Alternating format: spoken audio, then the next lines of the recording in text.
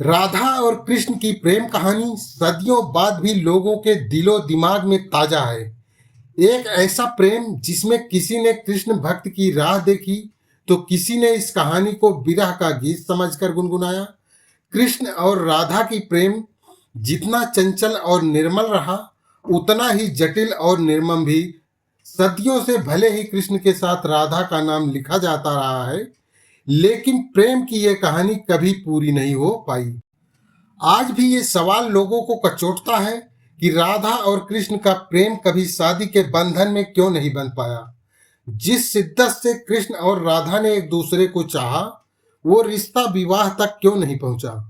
क्यों संसार की सबसे बड़ी प्रेम कहानी विरह का गीत बनकर रह गई। क्या वजह है कि राधा के सच्चे प्रेम के बावजूद कृष्ण ने रुक्मिणी को अपना जीवन साथी चुना। उनकी कुल 8 पत्नियों का जिक्र मिलता है, लेकिन उनमें राधा का नाम नहीं है। इतना ही नहीं, कृष्ण के साथ तमाम पुराणों में राधा का नाम नहीं मिलता। राधा का अंतिम समय कहाँ बीता और किन हालात में राधा ने जीवन के अंतिम क्षण बिताए।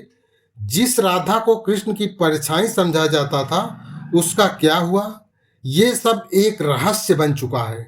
राधा का नाम भागवत गीता में, महाभारत तक में कहीं भी नहीं मिलता। राधा के बिना जिस कृष्ण को अधूरा माना गया है, उनकी कथाओं में राधा का नाम तक नहीं है।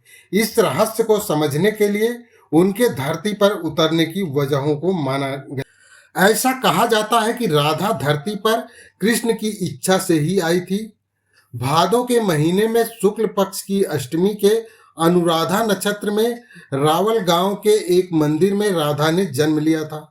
यह दिन राधा अष्टमी के नाम से मनाया जाता है। कहते हैं कि जन्म के 11 महीनों तक राधा ने अपनी आंखें नहीं खोली थी। कुछ दिन बाद वो बरसाने चली गई, जहां पर आज भी राधा रानी का महल मौजूद है।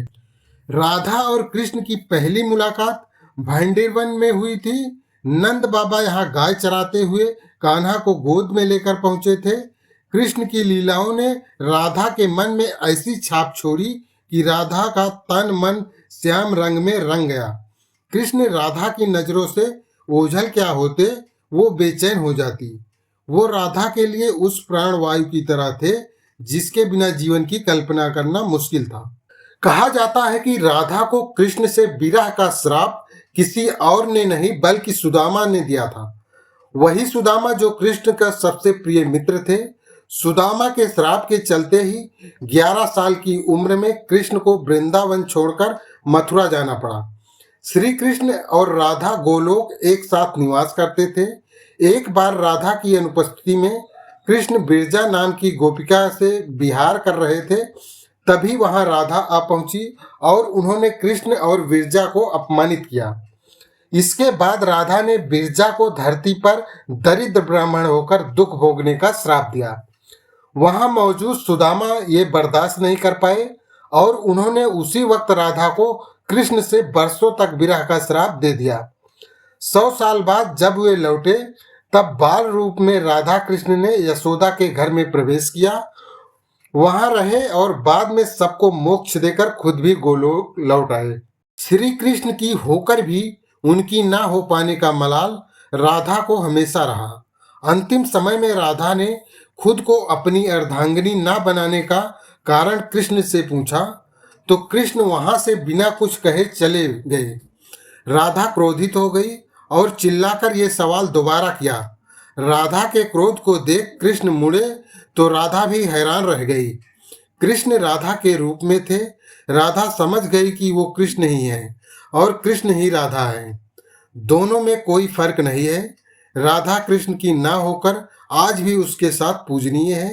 राधा कृष्ण के प्रेम की ये कहानी अधूरी होकर भी अमर। तो दोस्तों, अगर आपको वीडियो पसंद आता है तो प्लीज़ वीडियो को लाइक करें और कमेंट करें कि आपको वीडियो कैसा लगता है। अच्छा बुरा जो भी हो आप लिख सकते हैं।